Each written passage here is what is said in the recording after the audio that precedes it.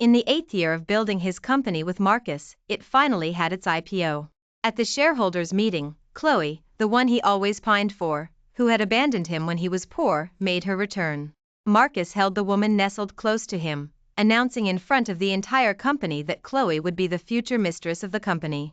The whispers and snickers of the employees below pierced me like steel needles, pricking the dark circles under my eyes from all the sleepless nights I'd spent refining proposals. Everyone assumed I would cling to him, unwilling to let go. But he seemed to have forgotten who was truly behind the company's successful IPO. "No way, are you really coming to help me?" I heard the excited sound of Ethan slapping his desk on the other end of the phone. "Last week, those jerks from the client side said we were rich but lacking creativity. Now let's see who the hell dares to talk smack." He chuckled foolishly. "My designer savior has finally answered my prayers. This is great, with you on board, I won't be hounded by the board anymore." I said with a smile, teasingly, "Cut the talk, and get ready to roll out the red carpet. It's an absolute honor, my queen. Don't worry, funding isn't an issue.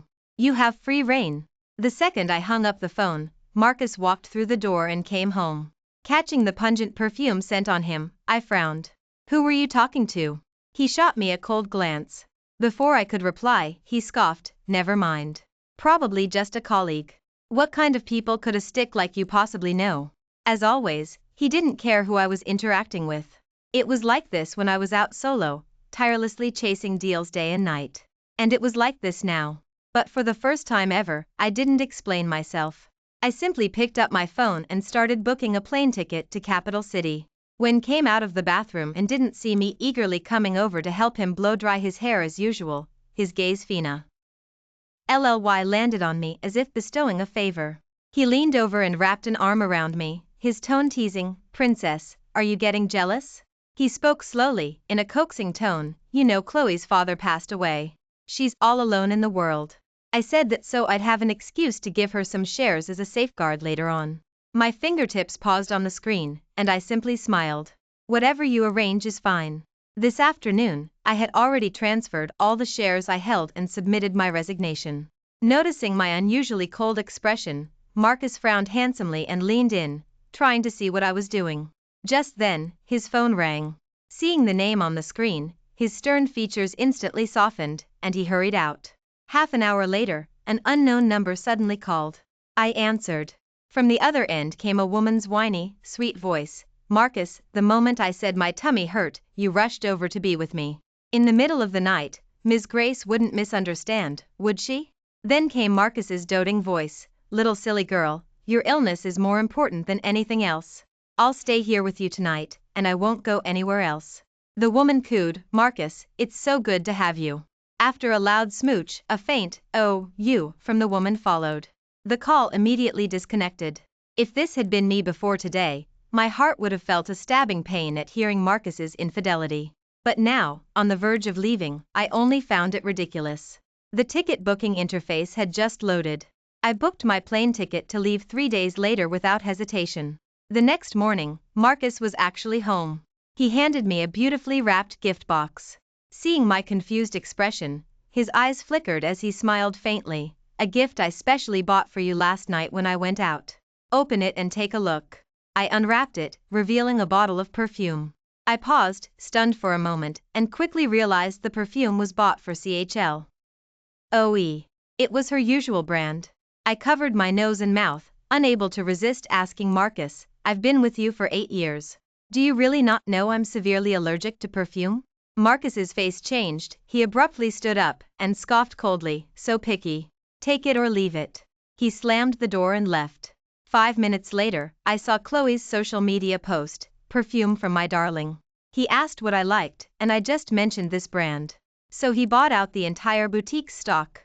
He's truly such a domineering CEO. There were a few flattering comments below. Wow. As expected of Mr. Marcus. Chloe's boyfriend is too good to Chloe. So jealous, which direction do I have to pray in to find such a domineering CEO boyfriend? My perfume allergy was a condition I developed during those years I lived with him in a basement. The living conditions were so poor, with too much dust, that I developed a perfume allergy. Even a slight whiff of an irritating scent would cause my entire body to break out in a rash.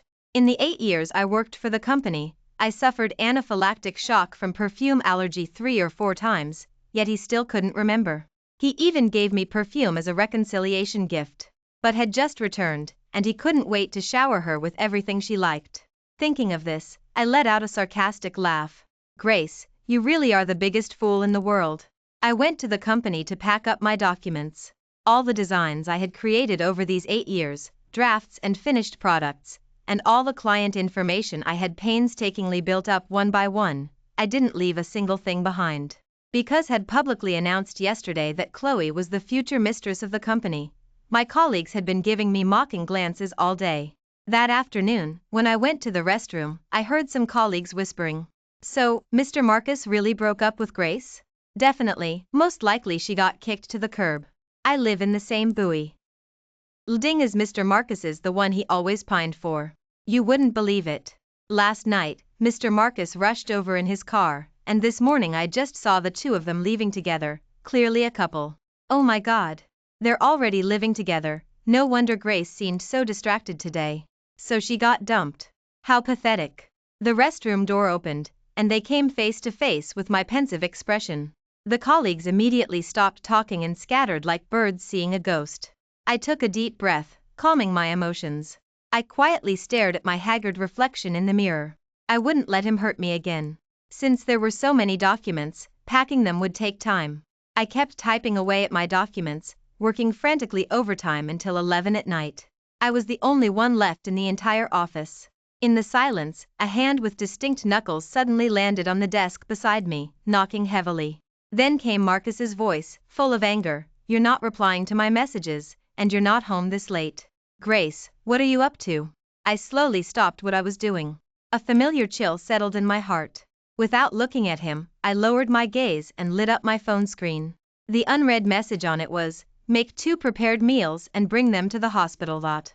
Does he take me for a servant? Seeing the unread notification on the screen, Marcus's voice softened. "Oh, you were busy with work. Next time, don't forget to reply to my messages. I brought you dinner. Eat it while it's hot." He pushed a prepared meal toward me. I glanced at the prepared meals packaging. This exact packaging had just appeared on Chloe's social media post. I casually brushed him off. "I'm not hungry." I felt the atmosphere around him turn tense. I rubbed my temples, feeling a headache coming on. Never mind, better to avoid further trouble. I unwrapped the prepared meal, revealing spicy Szechuan dishes. However, in the past few years, I had ruined my stomach from working day and night to meet deadlines, so I couldn't eat spicy food at all. Catching the pungent smell of chile, I felt a wave of nausea and instinctively pushed the food away. "I'm not eating this." Marcus's face instantly turned black as thunder. He sneered, "How long are you going to keep acting difficult? Grace, you're almost 30. I won't keep indulging you." After a moment of silence, Marcus lit a cigarette and walked to the window. "I'll give you 5 minutes to pack up. We're going home together." Half a minute later, the screen of Marcus's phone, which he had left on my desk, suddenly lit up. It was a message from Chloe. "Marcus spent the whole day with Chloe today. You must be exhausted. Though being in the hospital is boring, eating a prepared meal with Marcus is still wonderful. What will Chloe do if Marcus feeds her until she's a little piglet?" I returned home close to midnight. I splashed water on my face and started tidying my closet. Though I was exhausted, there wasn't much time left. Marcus emerged from the bathroom, towel drying his hair. Noticing the large empty space in the closet, he frowned. "I'm going on a business trip abroad in a few days. If there's anything you want, make a list for me." I looked at him in surprise. Marcus had never given me anything before, but these past few days he seemed like a different person. What was this supposed to be? Compensation for his infidelity? Who cares? I shook my head. I don't want anything. I was leaving soon anyway. Why bother with unnecessary gestures? I'd rather have nothing than something that didn't suit me. Besides, I wasn't even planning on keeping Marcus himself anymore. Why would I care about any gift he gave me? Marcus's face turned grim again. He looked down at me from above. "Just because I said Chloe would be the future mistress of the company at the shareholders' meeting, you're still sulking?" I couldn't be bothered to explain. I calmly shook my head.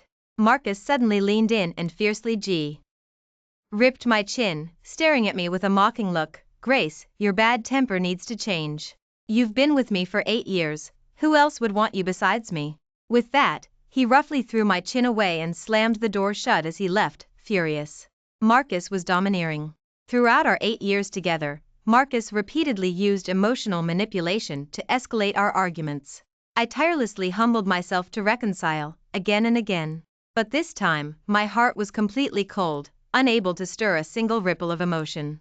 Marcus didn't sleep all night. The phone beside him didn't vibrate even once. Early the next morning, Marcus returned from outside with a frosty expression. Seeing him, I, who was just biting into a breakfast dumpling, froze. I had only prepared one portion of breakfast. Marcus clearly noticed this. He looked at me with a displeased expression. It was the first time I hadn't made his breakfast. I slowly said, "Have you eaten?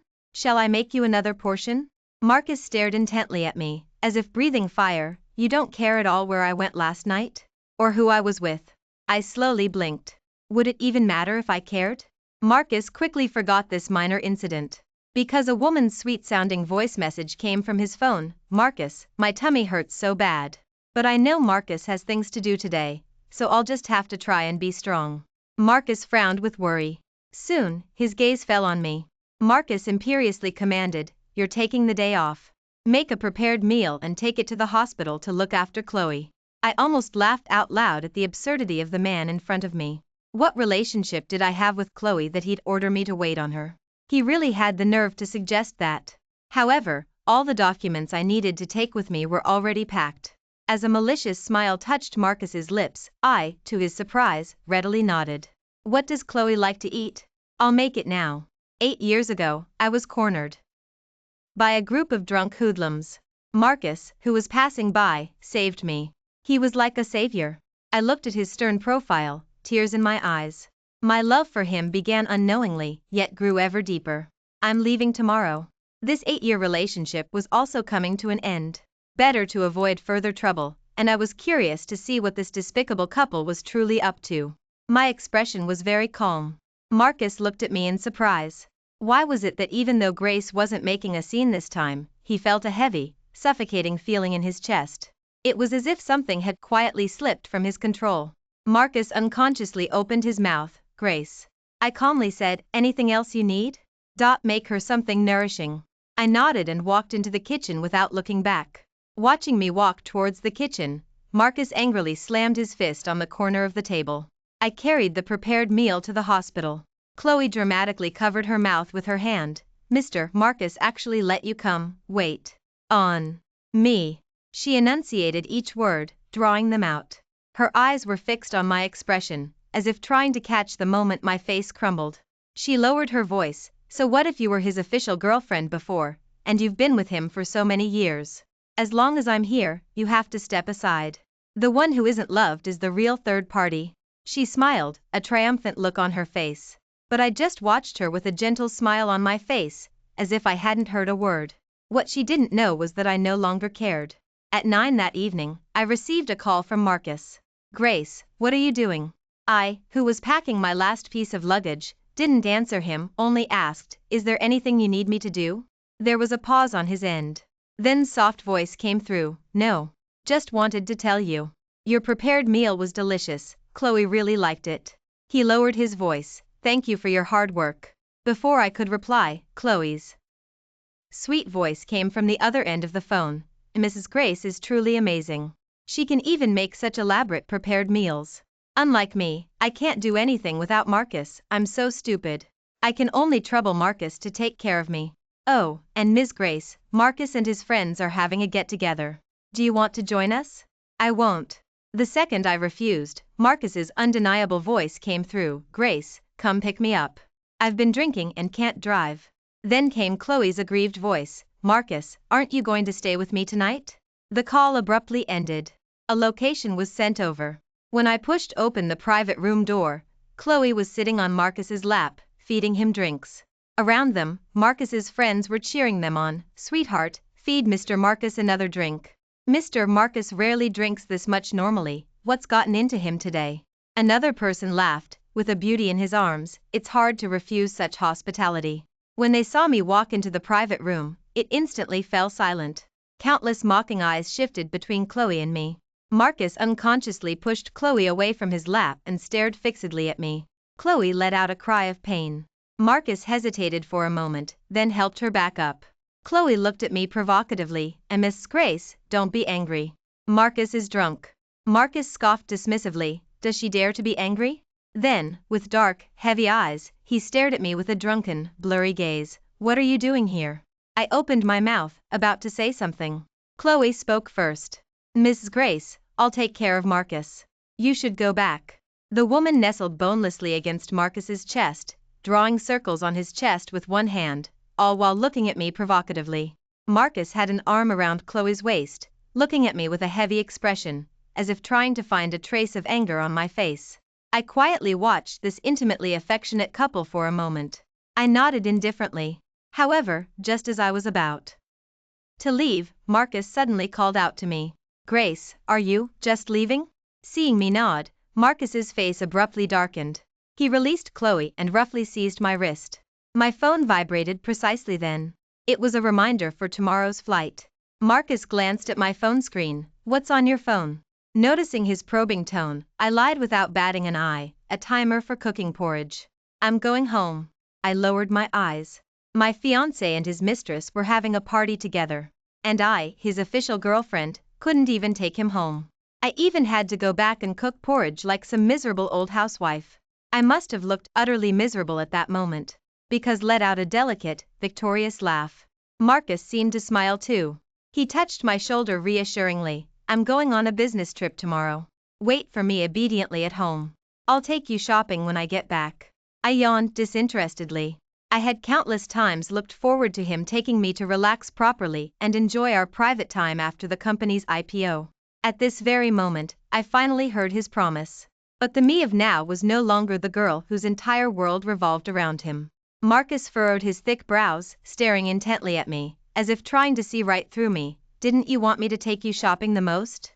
What, you don't want to now? Chloe nestled into his arm, rubbing against him. She's such a downer, no wonder Marcus always said it was exhausting to be with you. I didn't argue. I just suddenly felt a wave of annoyance. I replied coolly, we'll see. I'm leaving now. Ignoring his darkened face, I turned and walked out of the private room. From behind me, Chloe's sugary sweet, doting voice drifted out. Her temper is so bad, how could Marcus stand it for so long? Marcus seemed to let out a cold laugh, doesn't know what's good for her. The next day, I packed all my luggage and went to the airport. My phone started ringing wildly for no apparent reason. The caller ID showed Marcus. I muted it and watched expressionlessly as his calls flooded in. Just before boarding, I sent Marcus a text message, let's break up. Then I blocked Marcus. I removed my SIM card, folded it in half, and threw it into the trash. Then, without looking back, I left the city I had lived in for 8 years. After a 10-hour flight, I finally arrived in Capital City.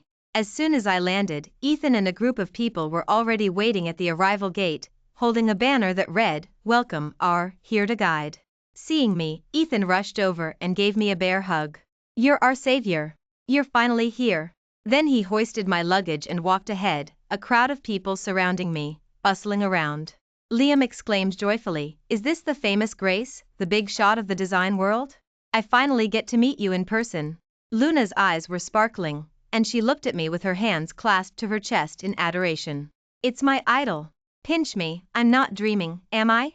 Frank, the designer with the full beard, burst into tears, wailing, our pillar of support is here. Finally, we won't be yelled at by those old geezers on the board anymore. I couldn't help but chuckle. This was the treatment I, Grace, a design genius, deserved. Perhaps only Marcus in the entire world wouldn't take me seriously. Ethan was still rambling. I'll arrange a welcome banquet for you tonight. I can't wait to see the dumbfounded faces of those old geezers on the board. Just thinking about it gives me a thrill. Ethan grandly waved his hand. Our company has no shortage of money or talent. Whatever resources you need, whoever you want as your subordinate, I'll arrange it all for you. Looking at these people, whose eyes were filled with admiration, I couldn't help but reflect. I had already begun to make a name for myself in the design world since college. I could have had the best resources and connections, so why on earth did I choose to struggle from scratch with Marcus F.O.?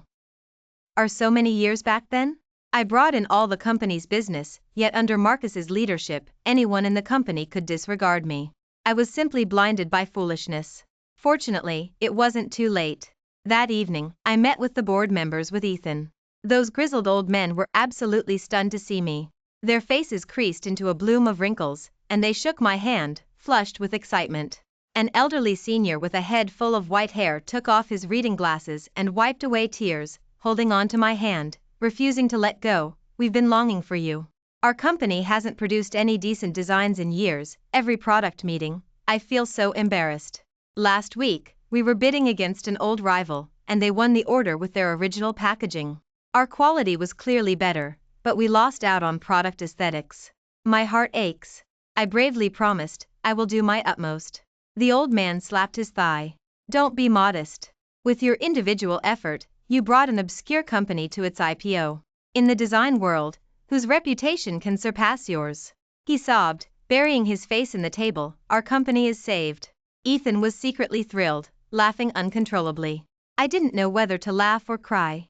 I looked around. Ethan's company had no shortage of funds or talent. Everyone worked together with a common goal. Wasn't this the best place for me to make a big impact? A few nights later, after a hot shower, I applied a face mask and lay in bed. Suddenly, there were a few unread notifications in my work email. They were from Marcus. Every single line was filled with accusations and blame. Break up? I don't agree. Where did you go? Come back quickly, the partner specifically asked to see you. Everyone else is useless, he specifically asked for you. Yuri, nearly 30, do you really think anyone else would want you after me? I'm giving you one last chance. I'll forgive you if you come back. Otherwise, don't blame me for abandoning you and being with Chloe. I scoffed. Hadn't he and Chloe been secretly involved for ages? The last one was just sent, carrying obvious panic. You resigned? How repulsive. Reading his messages simply tainted my eyes. I peeled off my face mask and promptly blocked him. I had been working in Capital City for 3 months. With the care and generous feeding from my colleagues, I had filled out a bit. Looking in the mirror, my gaunt cheeks had also plumped up. I looked radiant. I had changed my phone number and met many new friends, often meeting up to go out. In this new environment, my design inspiration flowed endlessly. Under the efforts of the team I led, the company completed one major project after another. The company held a special celebration banquet for me. My colleagues enthusiastically praised how much prettier I had become. When I occasionally thought back to what had happened previously, it felt as if a lifetime had passed. After the dinner party ended, Ethan drove me home. I got out of the car and waved goodbye with a smile. Ethan blushed slightly, awkwardly saying it was his pleasure. The spirited and vibrant young man's eyes were very bright, and his smile was as refreshing as a spring breeze. In an excellent mood, I looked back and skipped towards home. Just then, I saw a dark figure standing motionless at my doorstep. I opened my mouth, a faint smile on my face. Excuse me, please. The moment I recognized his face, the smile on my face vanished completely. Marcus? How did he find me here? I didn't know why he had come here. I only knew I never wanted to see him again in my life. My gaze swept past him, and I walked around him as if he were invisible and headed home, but stretched out his arms and blocked my way, unyielding. I had no choice but to turn and look at him. But his appearance startled me. Marcus's hair was disheveled, his beard unshaven, and his eyes bloodshot. He stared at me with a predatory gaze. He asked hoarsely, Gr. Ace, why did you leave without a word? He glared darkly with sinister eyes at Ethan's receding car. Who was that man? At that moment, although I detested him, I also knew that since he had found me, I needed to settle things first. I forced back my annoyance. I turned around, meeting his gaze directly. I said, word by word, enunciating clearly, Marcus, we've already broken up. Please leave my home. Hearing my words, Marcus looked as if he had heard some colossal joke. He snorted a laugh, my reflection glinting in his dark, heavy eyes. Break up? When did we break up? He took another step closer, his eyes blazing with fury. Grace, you dare to break up with me? I frowned. Marcus, for all his intelligence, acted as if he couldn't understand basic human language. Or was it his male ego refusing to believe that I, his doormat, would actually initiate a breakup? Besides, he and Chloe were mutually in love. I had clearly already granted them their wish. Now he was shamelessly showing up at my door, What was he trying to achieve? I took a step back. Maintaining the last shred of my patience, I said coldly, what I mean is, we are ending our relationship. This isn't a negotiation, I'm informing you. Since you didn't hear me clearly, I don't mind repeating myself. Marcus, I am breaking up with you. Did you hear that clearly this time? Marcus's face turned completely black. He gritted his teeth, glaring at my face, seemingly searching for a familiar look of adoration. But unfortunately, the Grace who used to love him was already gone. The one staring coldly back at him now was a Grace who utterly detested him. Marcus staggered back a step. His lips trembled violently. Grace, I don't agree to break up. You have no idea what the company has been through since you left. His face was grim. He stared intently at me. Without you, the company's orders were cut in half and are still plummeting. The shareholders are full of complaints. I can barely keep them in check. Are you going to just stand by and watch the company be destroyed? This is all your hard work. He gave a pathetic smile. How can you break up with me? You clearly loved me so much. We've been together for so many years. Have you forgotten all those sweet moments? I closed my eyes. Of course, I hadn't forgotten. It was precisely because of that past happiness that the subsequent infidelity and betrayal cut so deeply. Those past sweet moments were like colorful bubbles. Pop. One touch, and they shattered. Seeing's pleading gaze, I said expressionlessly, let's find somewhere to talk this through. Don't disturb the people around us. I led him to the cafe downstairs. Marcus sat across from me, looking at me greedily. His eyes moved slowly from my hair, inch by inch, scanning my entire body. He said hoarsely, Grace, you've become beautiful. You're different from before. You're so beautiful like this. Looking at his infatuated gaze, a wave of disgust washed over me. I said coldly, thank you. Were men truly creatures who only longed for what they couldn't have? How despicable. When we were together, he had never said such words to me. Yet now, after only a few months apart, such flattering words came out so naturally. The server then brought over the menu. Marcus ordered dinner for two without consulting me.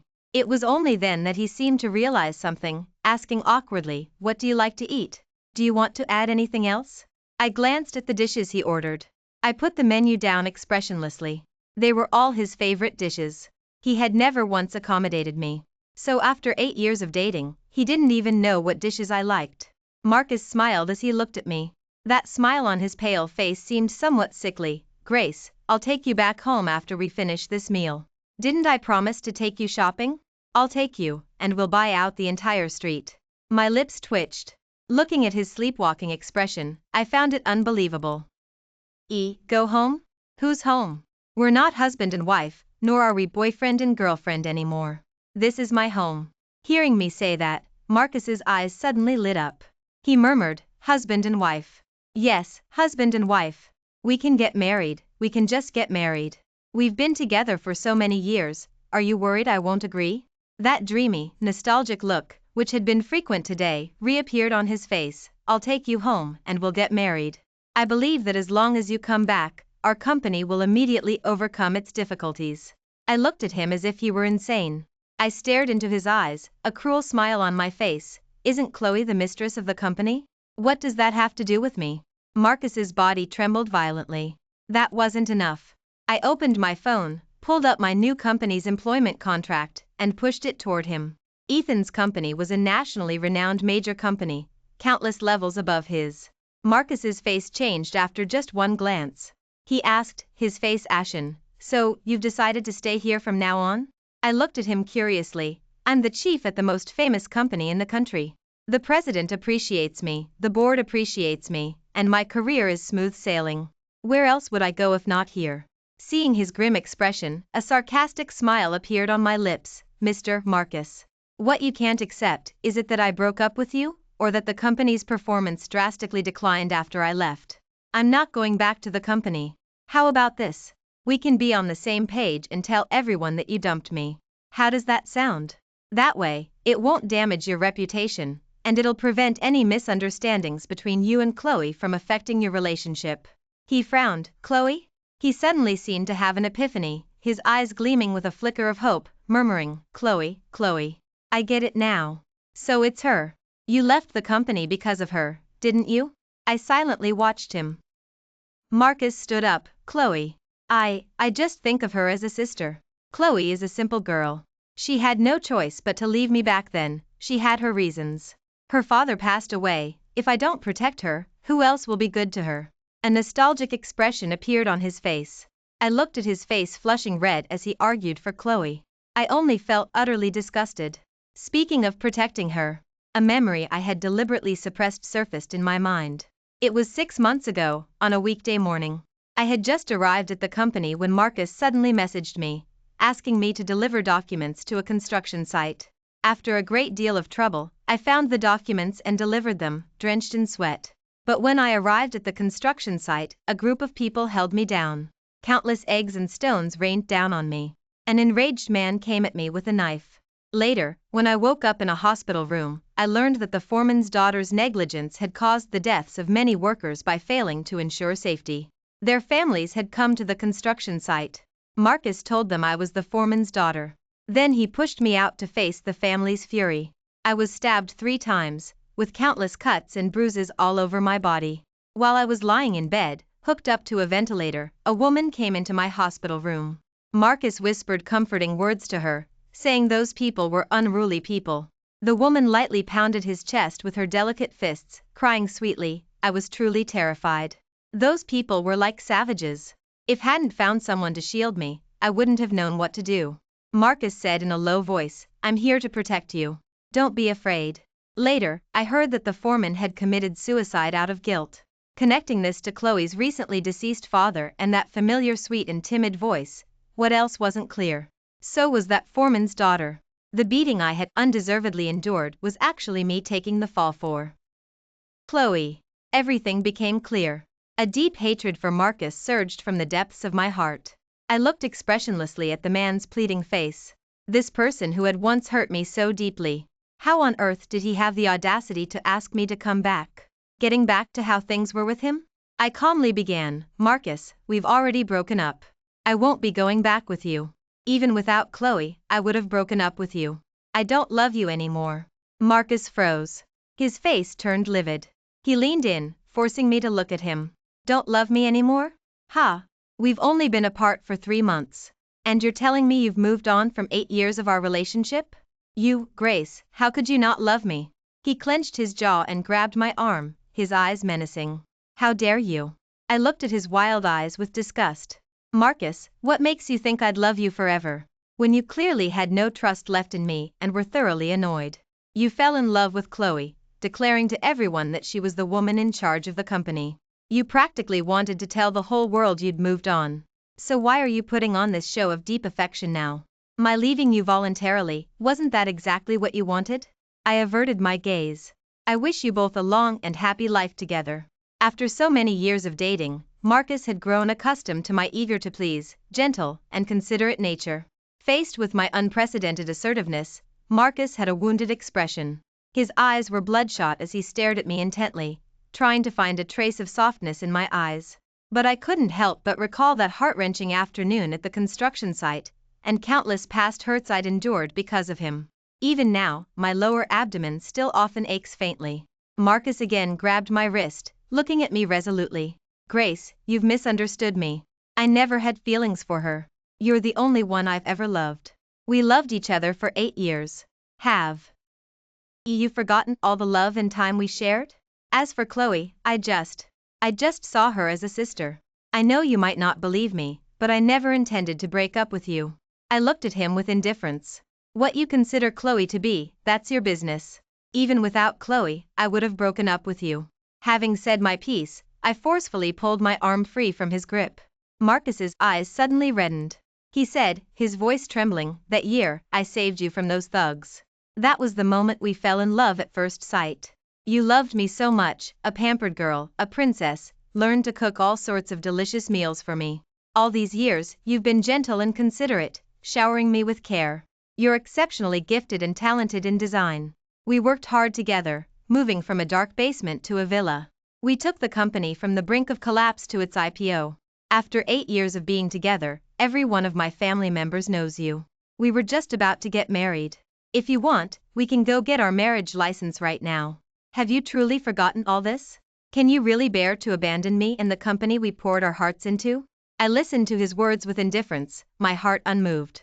I even felt immense pity for the stubborn me who had wasted 8 years of youth on Marcus's failing company. I had a good life, but I went and let Marcus trample my true feelings. I must have been blinded by foolishness. I said icily, "You're right. I graduated from a prestigious university and was always a design genius. I was meant to shine brightly in the most prominent places. Spending all those years meekly trying to build something with you, that was the biggest mistake I ever made.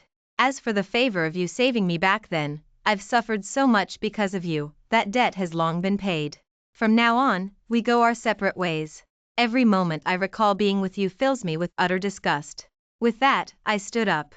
Seeing my re-soul Uta expression, Marcus looked utterly devastated. He gritted his teeth, his voice trembling. "You don't think I can't live without you, do you? Grace, you think too highly of yourself. As for Chloe, I'll deal with her. The woman in charge of the company will only ever be you." With that, he took one last deep look at me, then staggered and turned to leave. I watched his defeated figure. Unwilling to break up with me? Not necessarily. He just couldn't bear to lose the enormous profits I brought to the company. He only panicked when he realized the company couldn't function without me. Men always show a different face when it comes to profits. That sweetheart facade, that bullshit love, it's all temporary. Only profit is eternal. After disappeared from my life, my new life was wonderful. My new colleagues fully cooperated with me at work and were very friendly in my daily life. I exercised, got beauty treatments, and my life flourished more and more each day. One weekend evening, after the class reunion ended, Ethan offered to walk me home. Amidst a chorus of teasing, Ethan secretly glanced at me, his ears quietly flushing. I smiled, "Thank you." We walked out the door. I'm a light drinker, and my cheeks were flushed. Ethan gently supported my arm, looking at me with a soft smile. "Do you remember the reunion after college graduation? You only had a little to drink and couldn't hold your liquor. I was the one who brought you home that night, too." His gentle voice was soft, like a sigh. The moonlight that night was as beautiful as it is tonight. I slowly blinked. My mind slowly processed, did that really happen? Unnoticed, a threshold appeared under my feet. Wearing high heels, I stumbled straight forward. Ethan scooped me up, holding me close. Just then, I felt a sharp pain in my arm. A powerful, unknown force brutally yanked my arm, pulling me backward. Immediately, I fell into another man's embrace. I cried out in pain. Looking up, I saw Marcus's eyes, practical.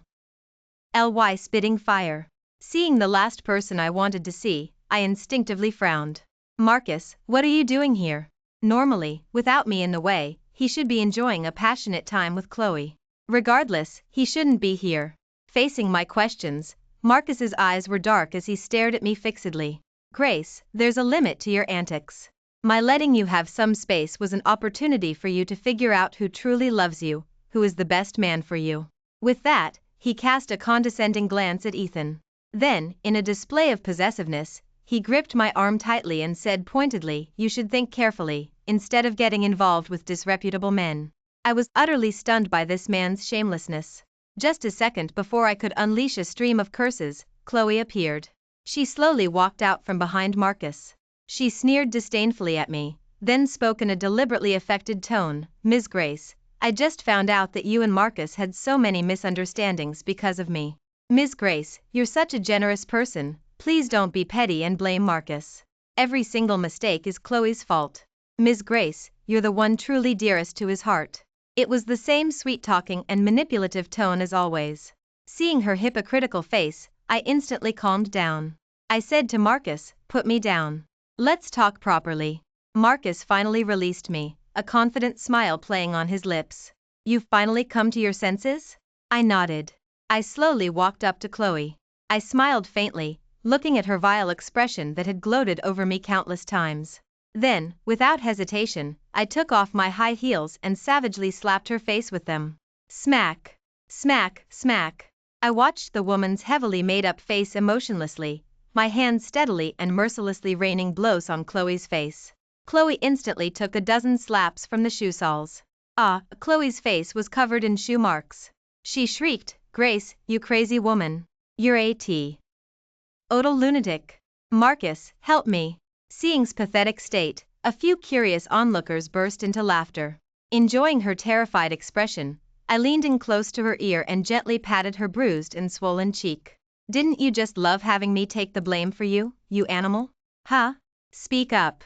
Chloe was already terrified, staring blankly at me. Did you think no one would ever know about the horrible things you did? You dared to pin a matter of life and death on me? My arm grew tired from hitting her with the high heels, so I raised my hand and gave her another dozen slaps.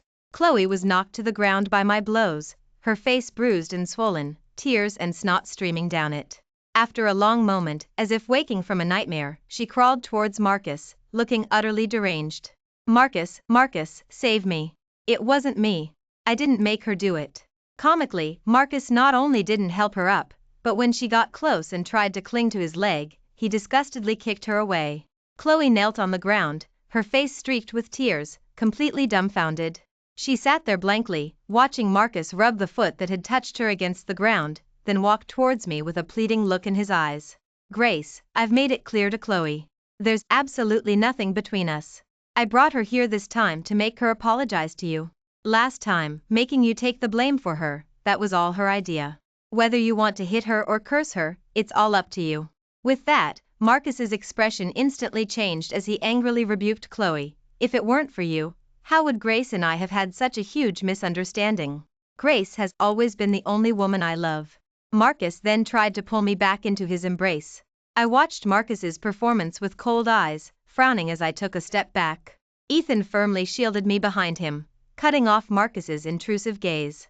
Ethan, in a protective stance, said icily, "Speak your business, but don't lay a hand on Race." Before had even finished speaking, Marcus's face darkened instantly, and he raised a fist as big as a sandbag at Ethan. He said fiercely, "What are you, to think you can call her Grace? This is between my girlfriend and me, what business is it of yours?"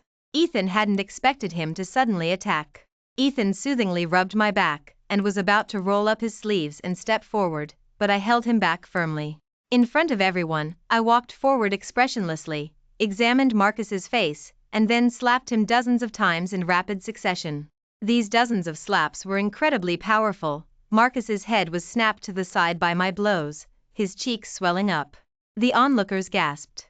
Marcus seemed to turn into a statue. He remained motionless, standing in place, maintaining the posture of his head being knocked to the side. Pain and disbelief overflowed from his eyes as he looked at me. How was this possible? The woman who had loved him for 8 years had actually slapped him dozens of times in a row, just to protect another man? Wasn't he the man she loved most? All these years, Marcus had grown accustomed to my gentle and considerate nature, my thoughtfulness in every aspect. Over time, everyone around him even knew that Grace was willing to give up everything for him, that she was truly madly in love with him. Even he himself believed that even if Grace said harsh things about breaking up or leaving the company, it was just a temporary fit, and she'd soon beg him to come back. Women were always the most soft-hearted. She surely wouldn't be able to let go of him. As beautiful as the fantasy was, reality delivered an equally heavy blow. Marcus stared at me blankly. In a daze, he saw me take a step back, looking at him with hostility in my eyes, as if he were a terrifying monster. And, by my side, tenderly gripped my hand, gently wrapping his arm around my waist in a protective stance, glaring at Marcus with caution. This scene pierced his mind like a needle, lodging itself deep within.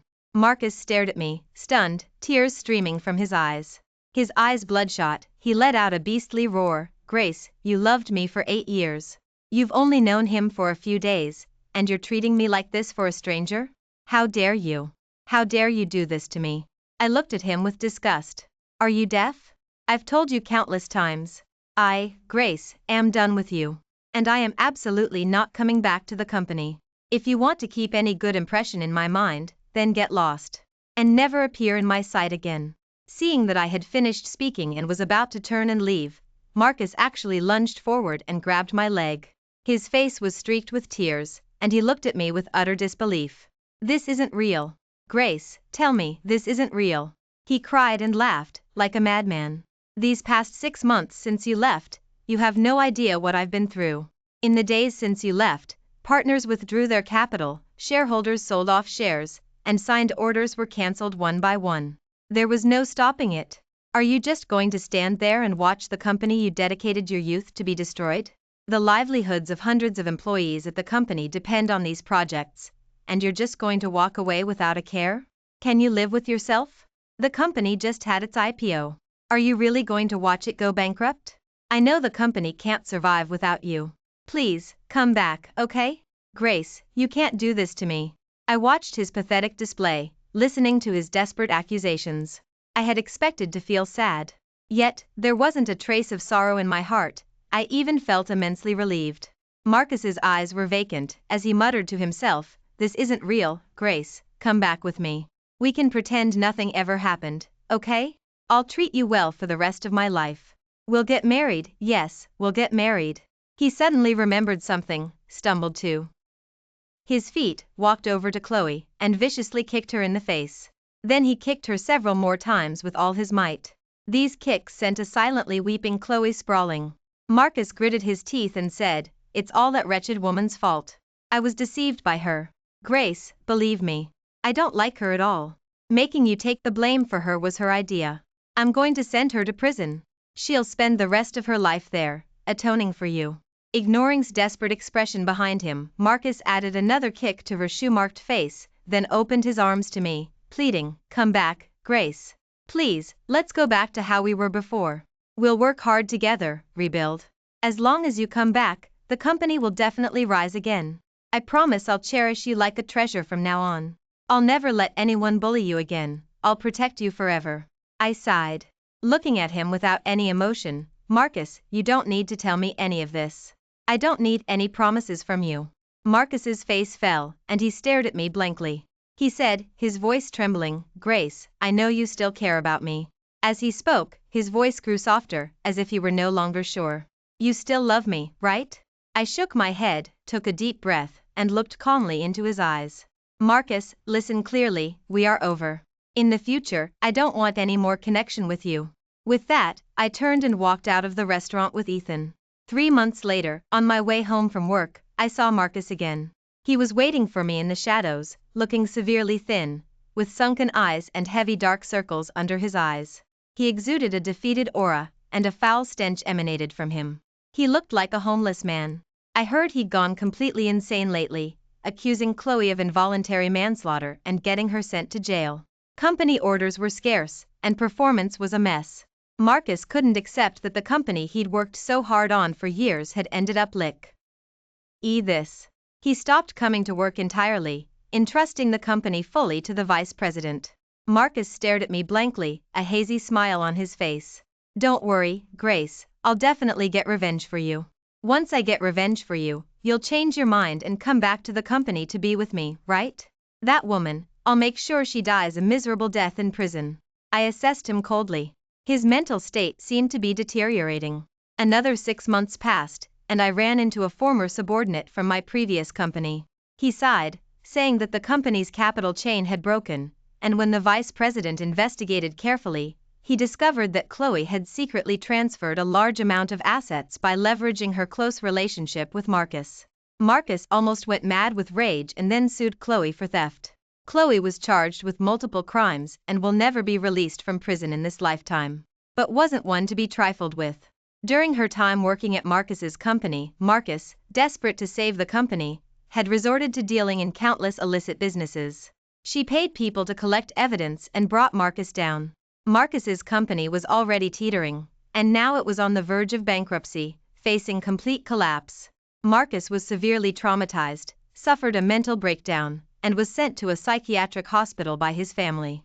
I heard he's now in a vegetative state and will spend the rest of his life in a wheelchair. When I heard this news, it was early spring. Warm sunlight bathed me, like a new beginning. I had just turned down Ethan's proposal.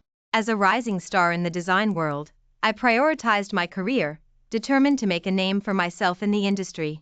Ethan, hearing my refusal, helplessly shrugged his shoulders in understanding.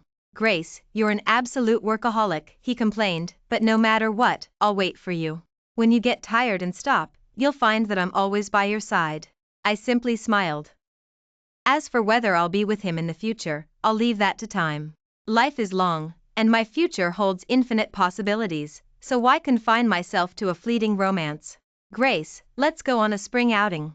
Luna, the graphic designer, squinted, smiled, and waved from a distance, her eyes sparkling. Hey, coming. I laughed and ran towards my colleagues. My path in life was now clear, and my happiness bloomed like a vibrant garden. And I would continue to walk forward with confidence and determination. Thank you for watching today's story. If you enjoyed this video, please like it and share it with your friends.